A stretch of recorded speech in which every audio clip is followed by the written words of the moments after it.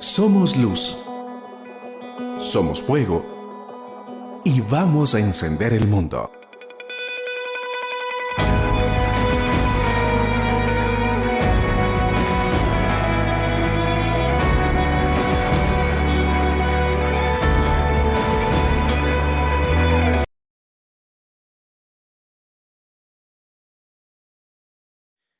Hablamos de familias que tenemos nuestras luchas diarias y que tenemos también los momentos en donde no sabemos qué hacer.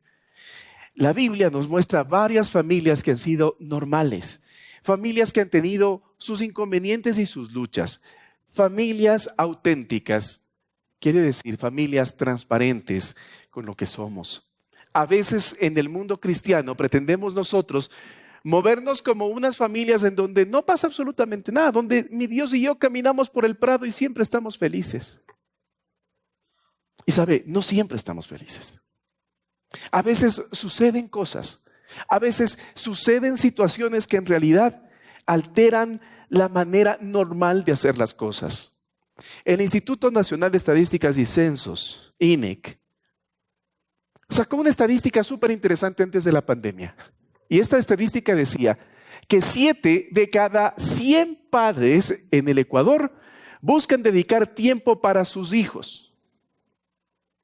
7 de cada 100 padres tienen como objetivo dedicar tiempo a sus hijos. Y hay una cosa súper interesante. Estos padres abnegados, 7 de cada 100, ¿sabe cuánto tiempo destinaban a la semana a sus hijos? ¿Sabe cuántas horas? Estos padres abnegados trabajaban mínimo 40 horas a la semana, pero dedicaban a la semana 1 hora para sus hijos. Mire, es una estadística dolorosa, porque el mejor ejemplo que tenemos nosotros de padres que pueden entregar tiempo para sus hijos son 7 de cada 100 que le pueden dar 1 hora semanal a sus hijos. Hace 20 años vivimos un desangramiento familiar con el movimiento migratorio que tuvimos nosotros. Y hoy estamos viviendo algo peor en realidad. Estamos viviendo una ausencia de padres en hogares en donde viven sus hijos, donde están sus hijos, pero no tienen ninguna injerencia sobre sus vidas. Padres ausentes completamente. Y hay familias, diferentes tipos de familias. Tal vez usted tiene un hijo y no vive con él por diferentes circunstancias. La cosa es más grave aún. ¿Y por qué es más grave? Porque la primera entidad que Dios ha puesto al ser humano desde que nace es la familia. Y cuando la familia no está cohesionada, la sociedad se rompe. Le pregunto algo, ¿cuánto tiempo dedica usted a la semana para poder visitar a sus clientes? ¿Cuánto tiempo dedica usted a la semana para poder trabajar en lo que su jefe le dice? ¿Cuánto tiempo dedica usted a la semana para sus gustos personales? Para irse a jugar un partidito de fútbol o para irse con las amigas a arreglarse las uñas, el cabello. ¿Cuánto tiempo dedica usted a la semana? ¿Cuánto tiempo usted la pasa con amigos a la semana? ¿Cuánto tiempo usted le dedica a sus hijos? Sin que distraigan cosas como el celular, como la televisión o como varias otras cosas que no permiten que nos conozcamos. La sociedad ha reducido a los padres al papel de proveedores, cajeros automáticos, que tienen simplemente que dar dinero para pagar cuentas. Y en el caso de las señoras, para pagar a alguien que pueda hacer el papel de madre que deberían hacer ustedes. Y no estoy en contra ni del trabajo, ni estoy en contra de la superación. No. Solamente quiero que entendamos el papel fundamental que nosotros como padres llevamos en la vida de nuestros hijos. Quiero que el día de hoy pongamos atención a una cita bíblica. Segunda de Samuel 18:33. Nos habla acerca de un padre llorando a su hijo y dice: al oír esto, el rey se puso mal y subió a su habitación sobre la entrada de la ciudad gritando: ay, Absalón, hijo mío, mi hijo Absalón, quisiera haber muerto yo y no tú. Ay, mi hijo Absalón. el padre que está llorando es el rey David, el mejor rey que ha tenido Israel en toda su historia. Y este rey estaba llorando la muerte de su hijo. La Biblia nos cuenta sobre la vida del rey David, que era un joven sacado de detrás del rebaño de las ovejitas, el último de los hijos, el que el papá casi ni se acordaba de él. Viene a ser el segundo rey de Israel y es llamado en la Biblia como un hombre conforme al corazón del Señor. Músico excelente, guerrero excelente, negociador excelente, gobernante excelente, pero una desgracia de esposo y de padre. ¿Y por qué le digo esto? Ay, pastor, ¿cómo le va a decir que el rey David era una desgracia de esposo? Habría que preguntarle a las esposas. Porque el rey David llegó a tener, de lo que se sabe, 9 esposas formales. Amén, dicen que es. 9 esposas formales. Por lo menos 19 hijos con estas esposas. Y alrededor de 1000 amantes. De las cuales la Biblia dice 700 eran princesas. O sea, Julio Jaramillo era una ameba para este hombre. Amigos queridos, y aunque nos reíamos de esta situación que parecería jocosa, ¿sabe? Dios no aprueba la poligamia. Porque muchos toman pasajes como este para mostrar que el rey David tenía un montón de mujeres. Y sí tuvo un montón de mujeres. Pero eso no quiere decir que Dios aprobaba eso. Y usted me dirá, entonces, ¿cómo era un hombre conforme al corazón de Dios? ¿Sabe cómo? Era un hombre que desde el inicio decidió obedecer al Señor pese a sus limitaciones. Y se equivocó terrible. Pero cada vez que era llamado la atención, él no se cerraba a la voz del Espíritu Santo. Él no se cerraba a la voz de Dios. Aceptaba la disciplina. Entre las cosas buenas que hizo el rey David fue justamente llevar a la nación nuevamente a los pies del Señor. David tenía tiempo para su profesión. David tenía tiempo para sus generales. David tenía tiempo para sus hobbies. Tenía tiempo para sus amigos. Pasaba preocupado de sus esposas y de sus amantes. Pero tenía casi nada de tiempo para sus hijos. El mensaje de esta mañana se llama Padres ausentes. Cierre sus ojitos. Padre, en el nombre de Jesús, ruego que tu Santo Espíritu nos ministre, Señor. Que tu Santo Espíritu nos hable, Padre. Porque podemos ser muy exitosos, Señor, en el mundo, muy exitosos en la iglesia. Podemos ser muy exitosos con nuestros amigos, nuestras amigas. Pero, Señor, ningún éxito supera un fracaso en la familia. Ayúdanos, mi Dios, hoy día a entender qué tienes para decirnos, Señor. Clavo mi lengua a la cruz de Cristo. Y te pido que tu Santo Espíritu, Señor, fluya a través de mí. Y hoy nos hable. Y hoy nos cuente qué tienes en tu corazón. En el nombre de Jesús. Amén. Amén. Regrese a ver al que tiene a su lado. No le va a poder tocar porque está un poquito lejos. Pero dígale así nomás con el dedito, así nomás. Para vos es, dígale. Dígale, para vos mismo es. Regrese a ver al otro lado. Para vos también, dígale que estará.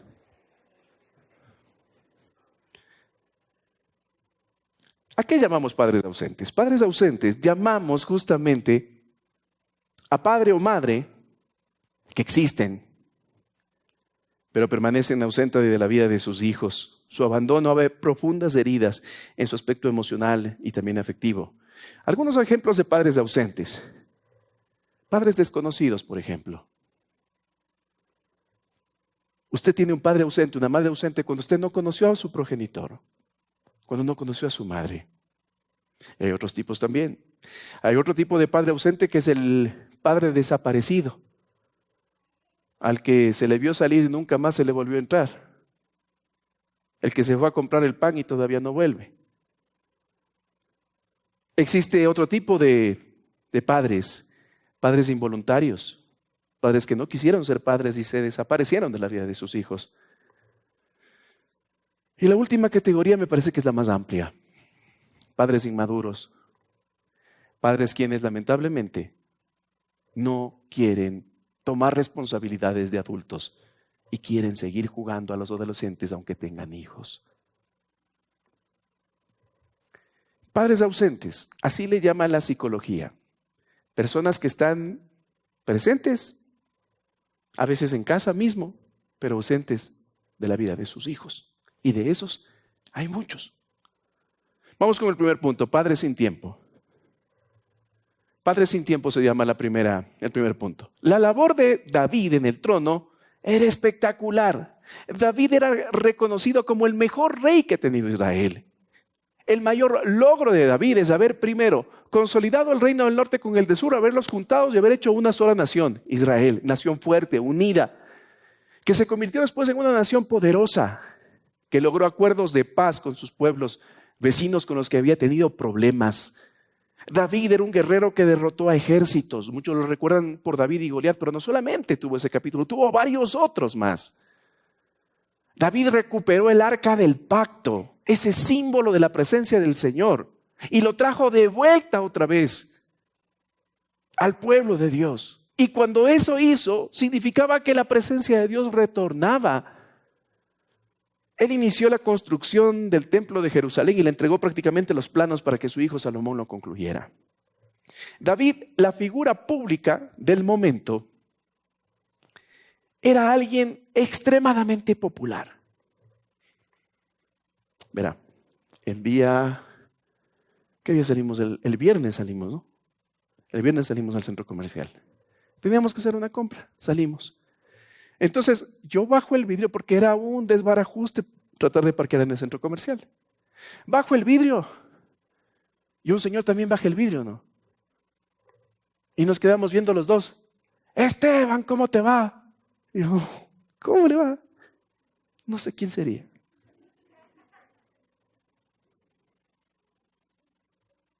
Imagínense lo que habría sido el gobernante de Israel, el rey David, siendo detenido en la calle. Una señora le pedía que le ayude con un tema que ella consideraba justo.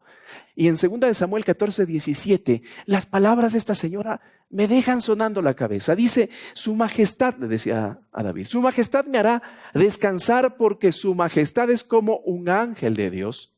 Su majestad sabe distinguir entre lo bueno y lo malo.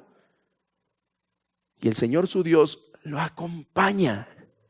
¿Con qué le comparaban a David? Con un ángel de Dios. Y muchos somos ángeles puertas afuera, pero completos demonios puertas adentro.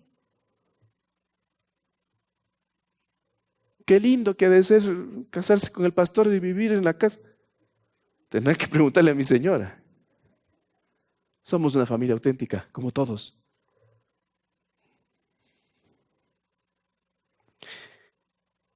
Hemos tenido nosotros socialmente un aprendizaje intuitivo. Quiero decir, hemos entendido que necesitamos llevar primero el alimento a casa. Y eso está bien, pero no es nuestra única responsabilidad. Nadie nos ha enseñado que necesitamos organizarnos y dar prioridades. Hemos resumido nuestra vida simplemente a logros personales, a acumulación de bienes y a provisión para la casa. Nuestro trabajo nos ha absorbido. Y lo que nos queda lo damos a las obligaciones y en algunos casos también a los gustos. Cuando inician los años lectivos, yo suelo faltar a la primera reunión de los papás.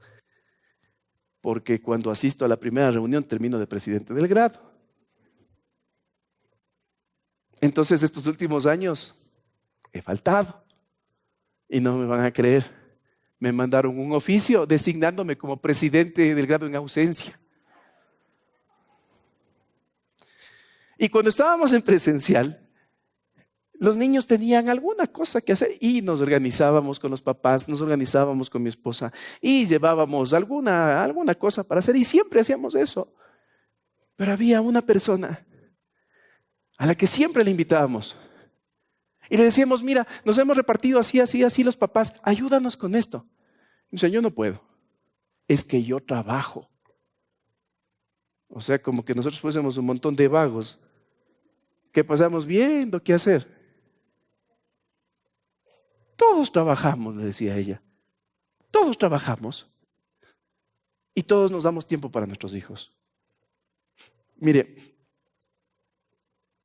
David repitió lamentablemente en sus hijos lo mismo que él había recibido de parte de su padre. Luego de haber preparado a su papá un banquete porque venía el gran profeta de Dios a visitarlos, ni se acordó que le faltaba un hijo. Primera de Samuel 16:11 nos muestra David siendo pequeño, ¿qué pasaba con él? Después Samuel preguntó, es el profeta Samuel, ¿son todos estos los hijos que tienes? Le pregunta a Isaí, el padre, que queda todavía el más joven, contesta Isaí. Pero está en el campo, cuidando las ovejas y las cabras. Manda a llamarlo de inmediato, dijo Samuel. No nos sentaremos a comer hasta que él llegue. En otras palabras, mis amigos, el papá hizo pasar a todos los hijos delante del profeta para ver quién podía ser el rey. Y después que pasaron todos los hijos, diría mi abuelita, dijo, adiós, y esto creo que falta uno. Está ahí atrás de las ovejas. Le tengo trabajando. Y el profeta le dice, no nos vamos a sentar a comer hasta que ese chico no venga. Esa era la importancia que le daba hasta ese entonces Isaí, su padre, a David. Y esa fue la importancia que él empezó a entregar justamente a sus hijos. Muchos repetimos lo que nuestros padres hicieron con nosotros en la niñez. Y claro, escuchar la niñez de nuestros padres, de nuestros abuelos, a veces es para sentarse a llorar. No estamos aquí para juzgarles de ninguna manera, pero escucharles a ellos sus historias de cómo vivieron su niñez, cómo vivieron su adolescencia, cómo fue su relación con papá, con mamá. En algunos casos, si es que lo conocieron. Textualmente es de sentarse a llorar imaginando cómo puede ser un niño tratado de esa manera. Historias de niños yendo a trabajar sin zapatos, saliendo en la madrugada, siendo golpeados. Converse con sus papás, converse con sus abuelitos y vas a ver de lo que le estoy hablando. Nuestros padres, nuestros abuelos nos han dado a nosotros lo que mejor pudieron hacer con lo que tuvieron. Quizás ellos nunca tuvieron la oportunidad de sentarse a reflexionar en lo que ahorita estamos escuchando, porque simplemente había bocas que alimentar. Y los niños más grandecitos tenían que alimentar a los más chiquitos. Jovencitos, ustedes que están aquí, ustedes quizás no tienen idea de lo que les estoy hablando.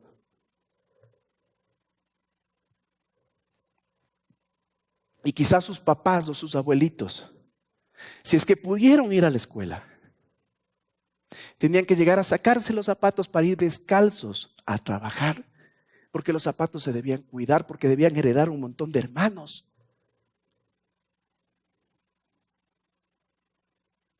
Tal vez para ustedes es como raro, porque para ustedes si el zapato no combina con la correa, entonces no vale. Mejor demos gracias a Dios que ustedes pueden hacer eso. Pero las lágrimas de sus abuelos y las lágrimas de sus padres hacen que ustedes puedan tener hoy comodidad. Necesitamos entender que debemos honrarlos. Honrarlos. ¿Y qué es honrarlos? Es darles valor. Porque ustedes no saben lo que ellos sufrieron. Por eso les digo, aquí no vamos a juzgarles. Queremos solamente echar una mirada a lo que nosotros debemos hacer, a cuál es nuestra obligación. Y usted me puede decir en este punto, pastor, es que yo no puedo de otra forma hacer porque a mí me enseñaron así. Esa fue la forma de criarme y yo pienso que así mismo debo hacer. Debo decirle, en el corazón del Señor hay otra cosa. En el corazón del Señor hay un plan perfecto para que nosotros podamos dejar un legado que valga la pena a nuestras generaciones. Nosotros somos llamados a cambiar la historia de nuestras generaciones. Nosotros los que estamos aquí. Nosotros somos los encargados de dejar un presente de bienestar y un futuro de inspiración a nuestros hijos.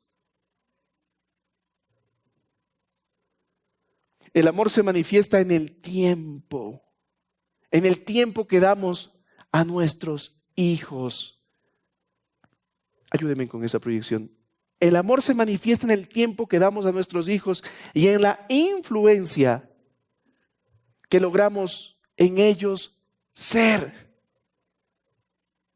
Usted puede decirme que le importa a sus hijos Y yo puedo abrir la estadística del living y decirle en qué punto de la estadística está. Por lo menos 1 hora le dedicas, quizás ni 1 hora.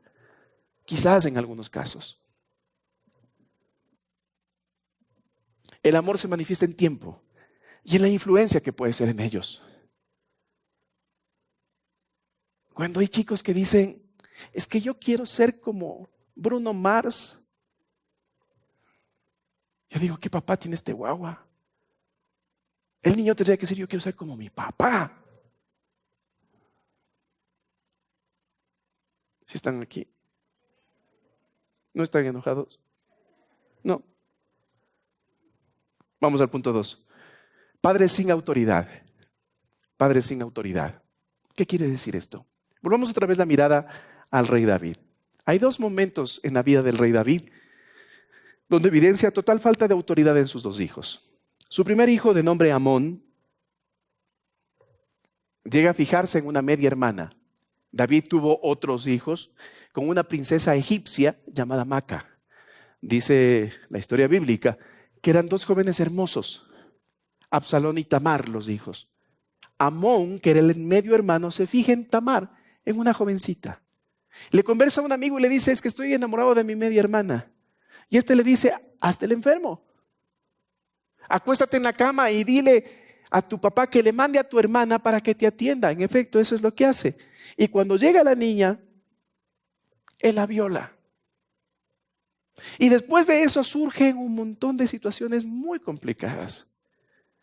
Esta niña Tamar le cuenta a su hermano lo que había pasado. Que después de haberla violado le dijo, levántate y ándate. Y la Biblia dice que el odio con la que le aborreció fue más grande con el amor que le había deseado antes. La despreció. Y su hermano, de nombre Absalón, empezó a transformarse. Imagínese usted este cuadro donde un padre se llega a enterar que una de sus hijas fue violada por su medio hermano. ¿Qué hubiésemos hecho? Veamos lo que hizo David. Segunda de Samuel 13, voy a leer los versículos 20b y 21. Dice, así que Tamar no dijo nada y desolada se fue a vivir a casa de Absalón. Al enterarse de eso, el rey David se enfureció.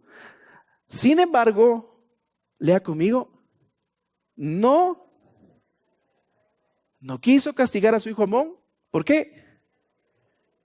Porque era su preferido, ¿no es cierto? Su hijo preferido, el mayor. Varias cosas para hablar aquí. Pero me voy a detener solamente en esto. David se murió de las iras, se enfureció. Y tan enojado estaba que no le quiso castigar a su preferido. Cuando nosotros, como padres, nos portamos injustos, las consecuencias son terribles.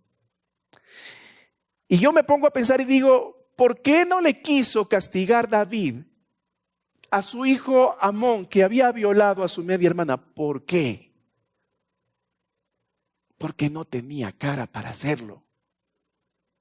Porque en una forma muy parecida, él había visto a su vecina bañarse y le había traído a palacio y se había acostado con ella. ¿Con qué cara le iba a decir, hiciste mal? Si era la comidilla pública lo que David había hecho. Hoy muchos padres no aplican disciplina como una manera de aquietar su propia conciencia, como una manera de compensar la ausencia con nuestros hijos.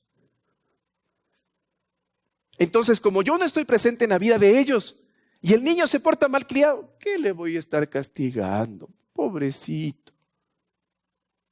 Además es mi preferido. ¿No sabe usted el daño que usted le está haciendo a su hijo? ¿Cómo vas a disciplinar a tu hijo por haberse robado una moneda? Si en tu trabajo robas el tiempo, robas los recursos, robas la paz, robas hasta el dinero que no te pertenece. Si a los recibos de 7 le pones un palito adelante para que te devuelvan 17, ¿cómo le vas a disciplinar a tu hijo? ¿Cómo vas a disciplinar a tu hijo por haberse ido quizás con alguna novia?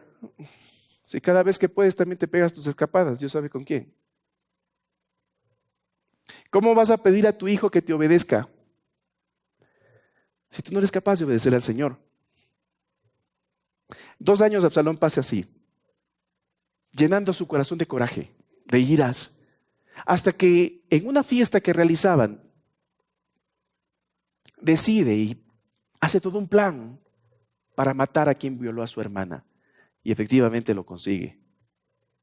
Los empleados de Absalón llegan a matar justamente a Amón, su medio hermano, igualito que David mató al esposo de Betsabé, igualito que David mató a Urías, repitiendo exactamente los mismos patrones. Segunda de Samuel 13, versículos 37 al 39 dice: David lloraba a su hijo todos los días. ¿A qué hijo? David lloraba a su hijo Amón, al que había sido el violador.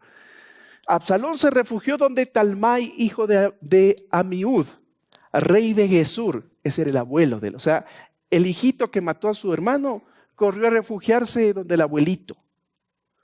De hecho, Absalón había huido y se quedó allí 3 años escondido. Cuando le pasó el enojo al rey David por la muerte de Amón, quiso ver de nuevo a Absalón. Pregunta: ¿qué disciplina él aplicó con Absalón que mató a su hermano Amón? Se enojó tanto, pero tanto, que esperó 3 años a que le pase las iras y dijo: esta de verle a mi hijito. David era un padre como muchos de hoy en día. Se enojan con las barbaridades que hacen los hijos, pero no hacen absolutamente nada para poner autoridad en ellos, para ponerles un hasta aquí.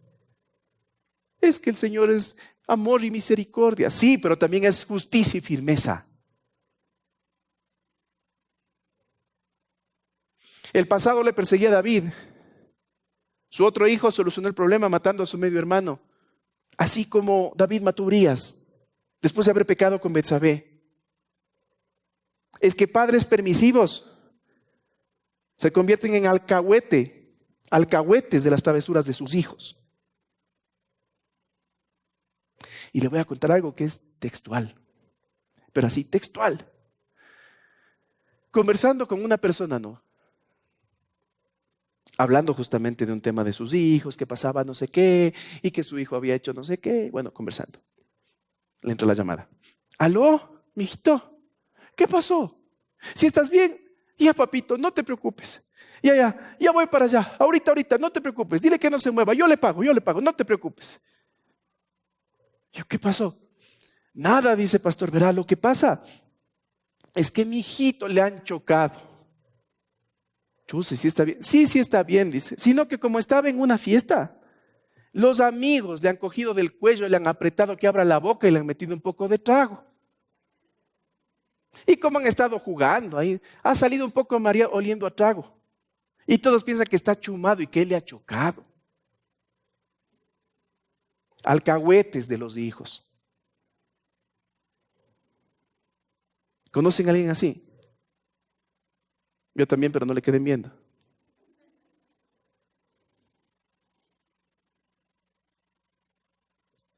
Cada vez que nosotros alcahueteamos las travesuras de nuestros hijos, terminamos de entregar a la sociedad hijos incontrolables que no entienden lo que es autoridad. Sáquese de la cabeza esa idea, que no es una idea bíblica, de que los hijos no tienen que sufrir. Pobrecito, mijito, que no sufra lo que yo he sufrido. Sáquese de la cabeza, nuestros hijos van a sufrir. ¿Sabe por qué? Porque nuestros hijos van a amar. Y porque la palabra dice que el amor es, van a sufrir. Asegúrese de dejarle a nuestros hijos, a sus hijos, lo que yo llamo el patrimonio espiritual.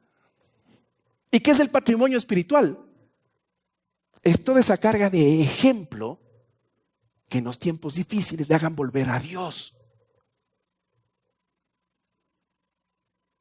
Y no habrá cómo mandarle un curso. No hay cómo mandarle un curso. Usted tiene que dar ejemplo. ¿No le podrá llevar a un retiro? No hay cómo llevar a un retiro. Ahí solamente se solidifica lo que usted hace. O se pide a Dios que le sane de lo que usted hace.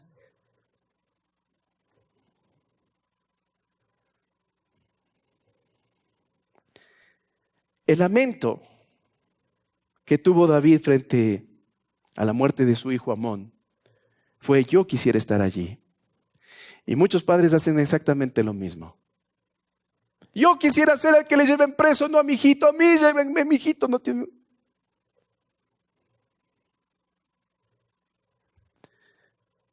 Yo quisiera llorar y que no sufra mi hijito. Nuestros hijos van a sufrir, nuestros hijos van a llorar. ¿Por qué? Porque están dentro de la vida, y en la vida auténtica hay razones por qué llorar.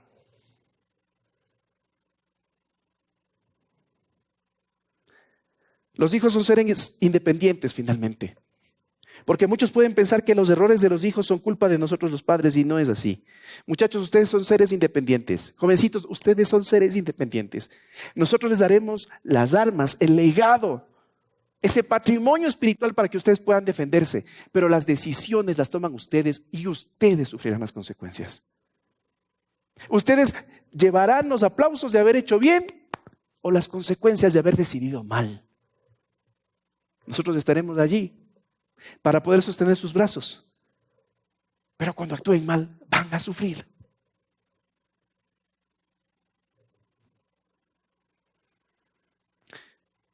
Para ejercer autoridad, no necesitas un pasado intachable, sino un presente lleno de obediencia a Dios.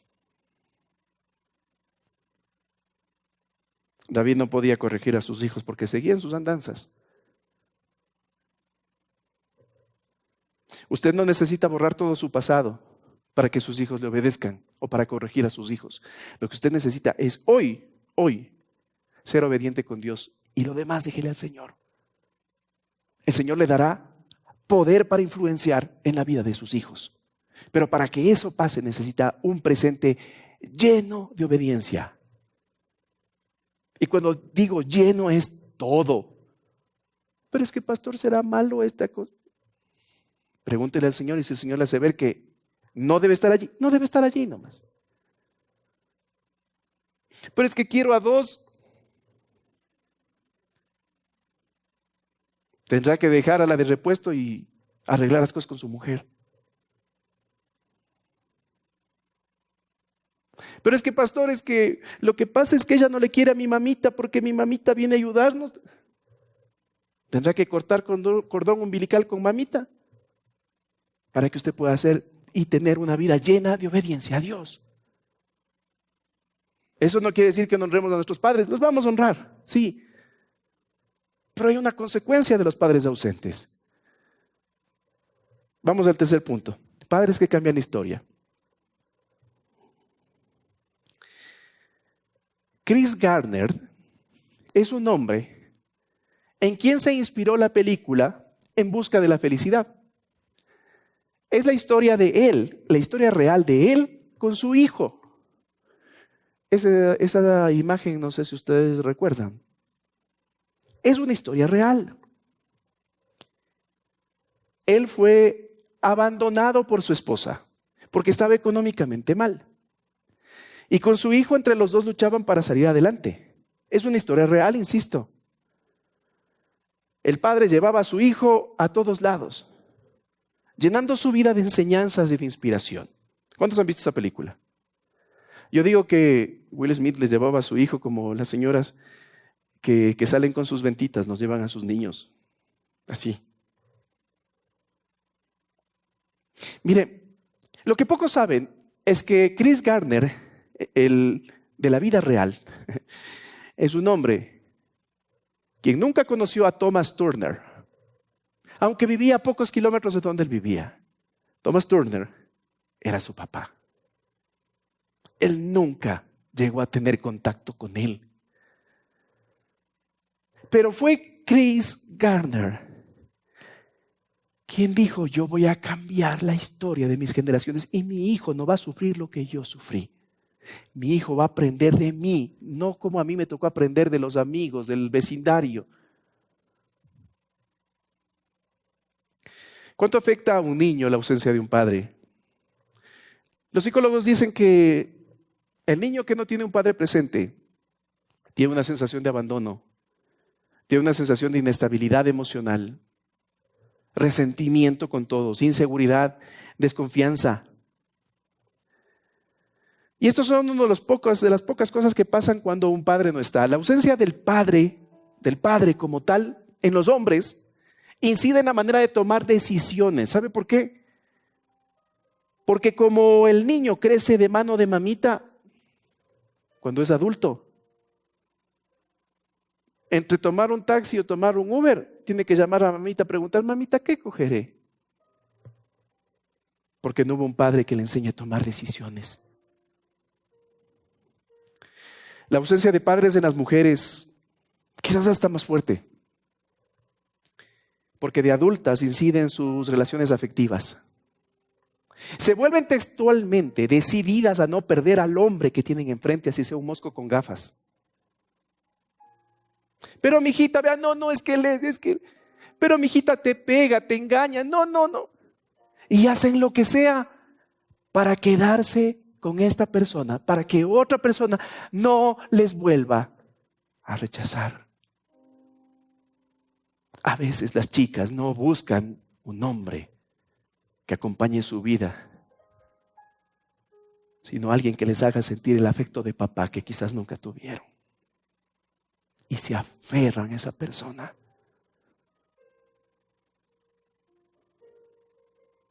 ¿Qué pasa en el caso de mamá cuando mamá no está?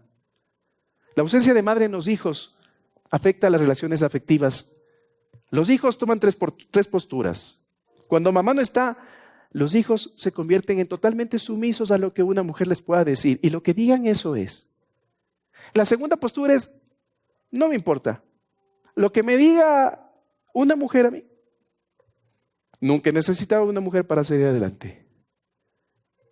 Y la tercera postura es, nunca le voy a hacer caso a una mujer. Nunca necesité de ella.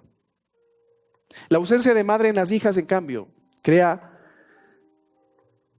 falsos ejemplos de identidad y de superación. Las chicas buscan, muchas veces en la televisión, en las redes sociales, un ejemplo de mujer a seguir porque mamá no estuvo. ¿Y sabe algo? Muchos de los problemas que hoy tenemos como pareja en la casa simplemente son reflejos de las heridas que nuestros padres dejaron en nosotros.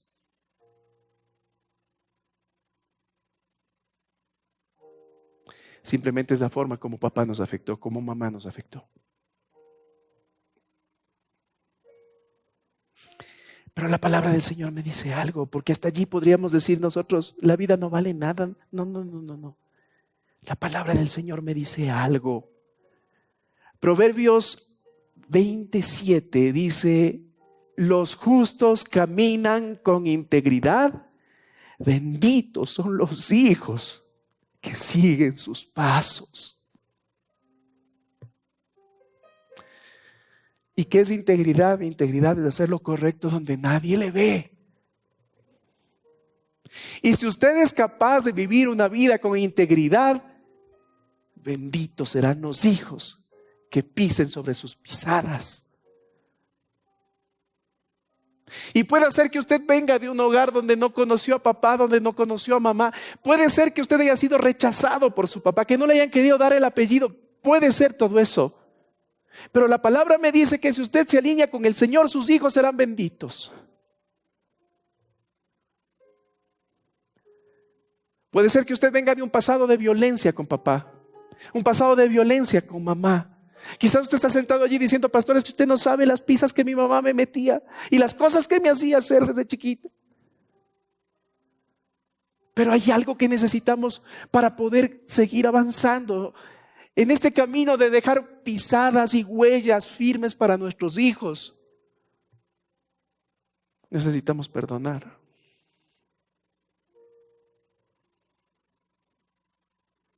Nuestros padres nos dieron lo que mejor pudieron. Quizás nuestros padres no entendían esto que estamos hablando, no sabían. Necesitamos perdonar. ¿Y qué significa perdonar? Textualmente la palabra perdonar en hebreo significa dejar atrás. Piensa en esto, perdonar es dejarlo atrás. Es eso. ¿Alguien se puede tropezar con lo que deja atrás? Si usted perdona, no tendrá tropiezo para poder entregar a sus hijos un legado que valga la pena para decirles, hijitos, así vamos a hacer. Pero para que eso pase necesita perdonar. No puede seguir tropezándose con lo mismo y lo mismo y lo mismo. ¿Sabe por qué? Porque sus hijos están siguiendo las mismas pisadas. Y los reclamos que hoy usted está haciendo a sus papás, mañana a sus hijos le van a hacer a usted. Las mismas palabras. Así como David, olvidado por su papá, lo mismo hizo con sus hijos. Así igualito, las mismas palabras escuchará. Necesita dejar atrás. Porque la promesa del Señor es que si usted camina en integridad, sus hijos serán bendecidos por Él. ¿Y cuántos queremos tener hijos bendecidos? Quiero que levanten los jovencitos la mano un ratito. Jovencitos, un ratito, levanten su mano. Los jovencitos. Chicos, la promesa para ustedes es esta. Si ustedes son capaces de imitar todo lo bueno que hace papá en obediencia a Dios, ustedes serán bendecidos. Obedezcan y hagan todo lo bueno que vieron en papá, todo lo bueno que vieron en mamá, y perdonen cualquier cosa que quizás nos alineó con el Señor, porque si ustedes perdonan, la promesa es que Dios también nos perdona a nosotros. Los hogares auténticos tenemos problemas,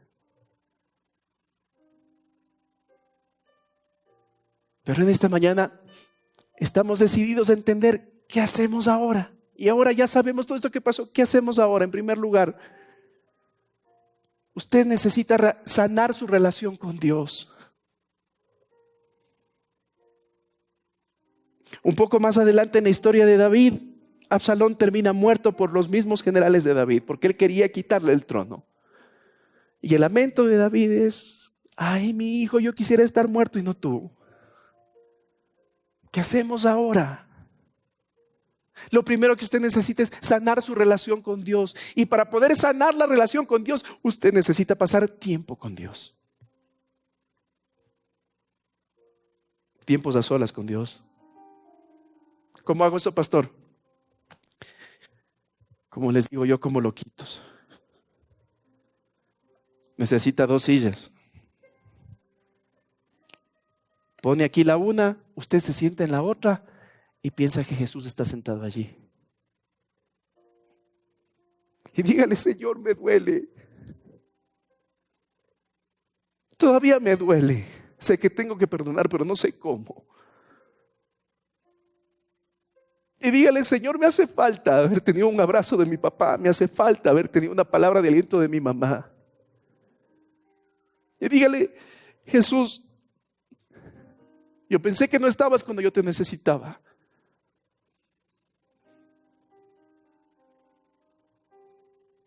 Textualmente, como loquitos. Busquen la palabra del Señor, lo que Dios tiene para su vida. Comience leyendo Salmos, comience leyendo Proverbios. Sane su relación con Dios. Venga a la iglesia, asista a los hogares de luz, entre los grupos de jóvenes. ¿Qué hacemos ahora? La segunda cosa que necesitamos es sanar relación con papá y con mamá. ¿Y cómo hacemos eso? Pasando tiempo con ellos. Si usted tiene a papá y mamá, o a uno de los dos vivos, y todavía tiene una piedra aquí con ellos, pase tiempo con ellos. Encuentre una nueva manera de relacionarse.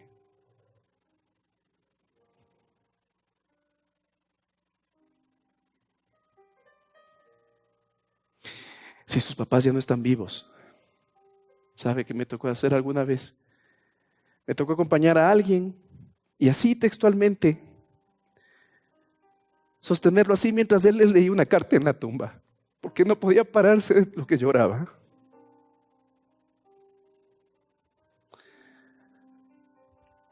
Si usted ya no tiene a sus padres y tiene a sus tíos vivos, pase tiempo con ellos, pase tiempo con sus hermanos. Recuerde todo lo bueno que pudo haber hecho papá y mamá por usted.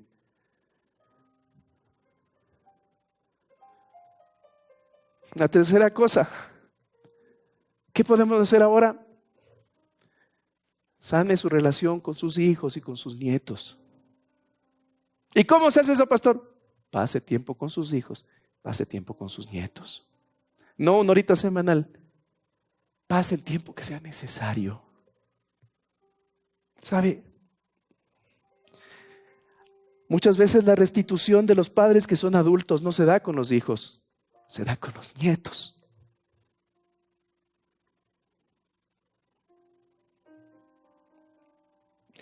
Y nosotros como hijos somos felices de ver a nuestros padres disfrutar quizás lo que no disfrutaron con nosotros.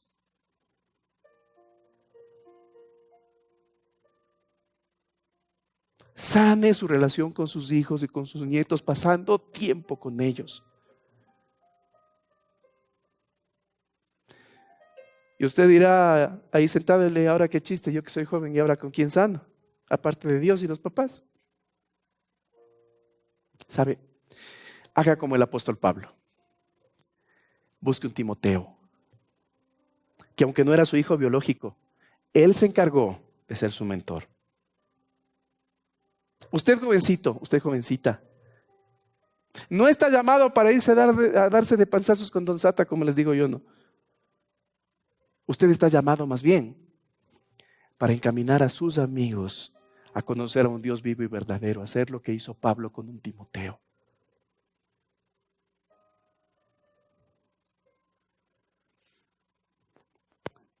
Voy finalizando. Los padres exitosos solo dejan bienes a sus hijos, pero muy pocos dejan un ejemplo digno de seguir. Preocúpese por dejar un ejemplo digno de seguir. Dios te escogió a ti para que cambies el legado de tus generaciones, para que mañana tus hijos digan, desde que mis padres conocieron a Jesús, las cosas realmente cambiaron. Las cosas realmente cambiaron. Es hora de dejar atrás y perdonar todo lo que nos está estorbando. Y es hora de tomar la posición que el Señor ha puesto para nuestras vidas, para caminar en integridad y para que los hijos que decidan seguir nuestras pisadas sean bendecidos por la presencia del Señor. Esta mañana el Señor ha hablado y ha puesto delante de usted la muerte y la vida. Decida qué va a hacer. Decida si va a seguir llorando el dolor o si se va a levantar y va a decir, Señor, yo voy a cambiar la historia de mis generaciones porque voy a sanar mi relación contigo. Voy a sanar la relación con mis padres. Voy a sanar la relación con mis hijos. Voy a encontrar un Timoteo para enseñarle quién eres tú. Decida. Aquí termina mi parte y ahora comienza la tuya.